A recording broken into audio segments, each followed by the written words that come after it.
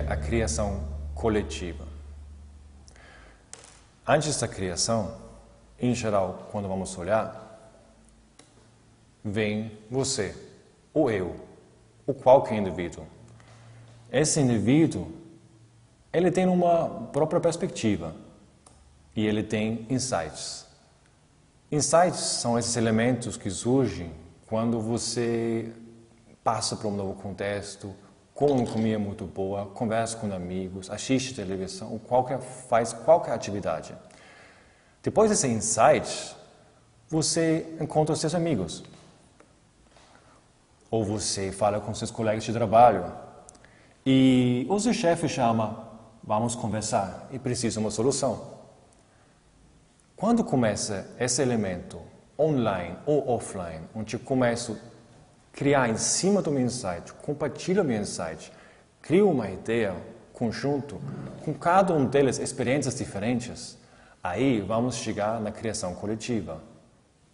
Então, criação coletiva é o compartilhamento dos seus insights, das suas experiências, com um foco definido, que são meus interesses, ou meu interesse que eu tenho, ou um desafio que eu preciso resolver, para que, conjunto, nós vamos trazer as perspectivas e experiências diferentes entre venda e comercial e risco financeiro, ou qualquer stakeholder fora da empresa. Pode ser cliente, pode ser seu amigo, pode ser qualquer pessoa que você pode imaginar. A riqueza da cocriação, da criação coletiva, é definido pela diversidade das pessoas, cultural, etnicamente falando, idade, qualquer diversidade você pode imaginar. E aí é o desafio da criação coletiva. Como você vai lidar com essa toda complexidade, perspectivas completamente diferentes.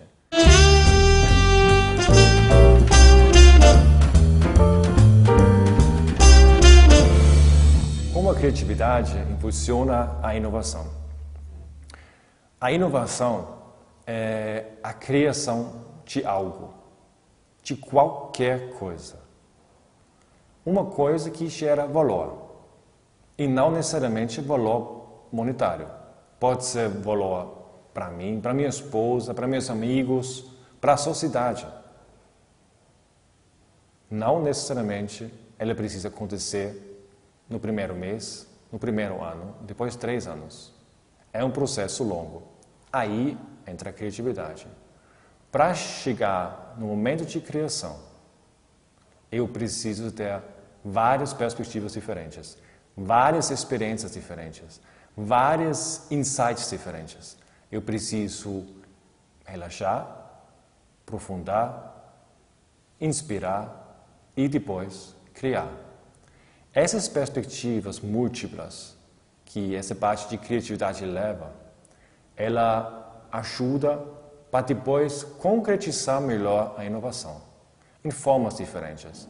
Pode ser uma inovação mais para o futuro, pode ser inovação para hoje.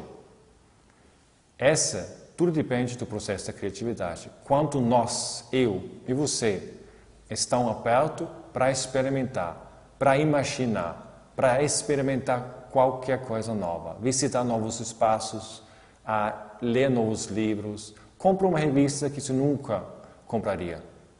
Aí você aumenta seu potencial de mimes. Então, elementos que podem ajudar para você conseguir criar uma coisa nova. Essa é só chamada criatividade.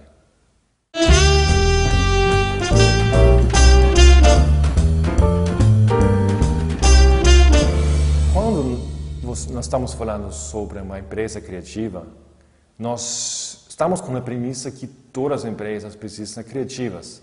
E todos os funcionários em todas as empresas precisam ser criativos. Então, imagina, se você está indo para um banco, tá? E você lá está na caixa quer sacar dinheiro. Aí você tem uma pergunta, senhora, poderia por favor me ajudar nesse caso aqui para sacanar esse dinheiro aqui? E a senhora fala, desculpa, não posso, estou criando, eu sou criativo. Criatividade numa empresa é um dos elementos da empresa. Tem estratégia, tem processo, tem produção, tem regulamento, tem criatividade e tem inovação. Ela faz parte da empresa. Não todo mundo na empresa é criativo. Não todo mundo na empresa é estratégico. Não todo mundo na empresa é operacional. São competências que definem cada um dos elementos. Se uma empresa define que ela quer ser criativa, o que eu faço? O primeiro passo é com você, é comigo, não com a empresa. Eu preciso me autoconhecer. Se eu sei ser uma pessoa criativa, eu sinto-me muito bom quando eu penso numa coisa maluca, quando eu consigo imaginar agora que está em redor de mim uma mata atlântica, que eu aqui tá vendo um patinho pulando. Se eu tenho essa liberdade de pensar, se eu tenho essa liberdade de questionar paradigmas, se eu posso imaginar um futuro que as outras pessoas talvez imaginam que não é possível ou provável, aí talvez eu sou uma pessoa criativa. Mas se eu não acho que faz sentido para mim, se eu gosto de vender, eu sou uma pessoa comercial. Se eu gosto de fazer relacionamento, eu sou uma pessoa comercial. Se eu gosto de fazer um trabalho bom e entendo o que eu faço, talvez eu sou uma pessoa operacional. E esse conjunto define uma empresa. Pessoas criativas e outras personalidades que existem. Não existe uma personalidade predefinida. Então, se uma pessoa fala, vamos tornar a empresa criativa, a pergunta, em que tu acha? E para que objetivo? Você quer criar uma ideia em curto prazo, melhorar o que já existe? Ou você quer criar uma coisa totalmente nova? Se eu criar uma coisa totalmente nova, talvez eu preciso imaginar novos futuros, visitar outros contextos, falar com pessoas que nunca falei, imaginar e me soltar de todas as premissas que existem aqui na organização. Às vezes, isso leva para um choque. E empresas que disserem que agora isso é demais. Então, quando uma empresa chama para um processo de criação, é muito importante definir o objetivo. Significa, primeiro, o que eu quero de inovação. Eu não estou feliz quando eu só faço inovação incremental. Essas inovações pequenas, que são tão importantes como inovações radicais, essas grandes inovações.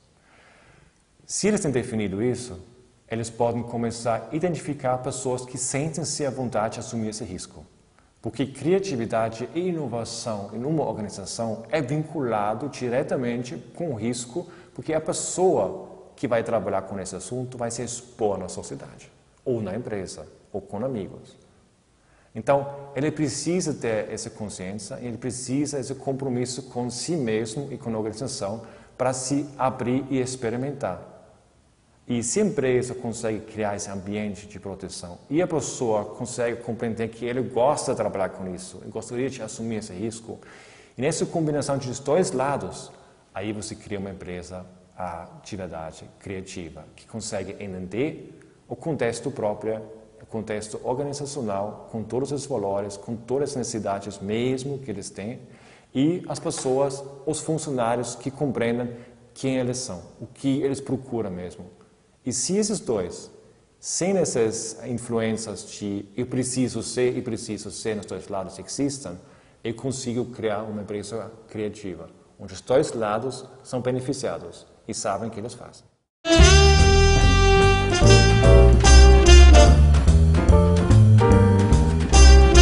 Então, outra pergunta é criar para quê? Para o futuro? Tem uma coisa sobre o futuro. Todo mundo acha que consegue prever o futuro.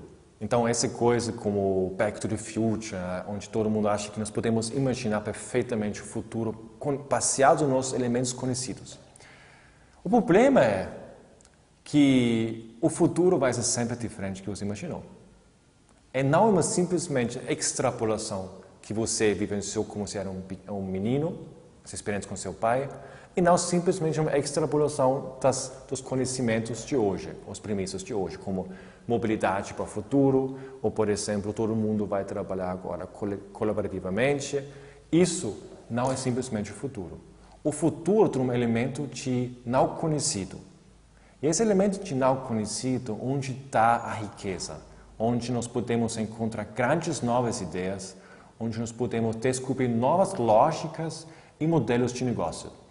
E essa coisa futura, nova, é meio termo entre extrapolação de variáveis, de múltiplos contextos, não do contexto onde se trabalha, mas outros contextos de outras culturas, e uma ficção. Ficções que nós acreditamos que são cenários que podem ser interessantes, que talvez sejam surreais, mas tem variáveis que podem ajudar para entender esse contexto.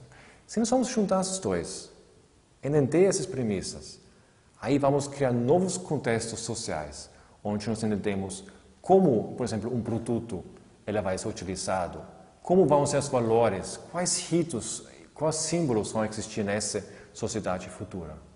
Se consigo compreender isso é uma fonte muito rica para se inspirar. E quando eu uso para inspiração, começa o processo de inovação, para encontrar novas lógicas organizacionais, novos modelos de negócios que uma extrapolação simples do conhecido não resolve.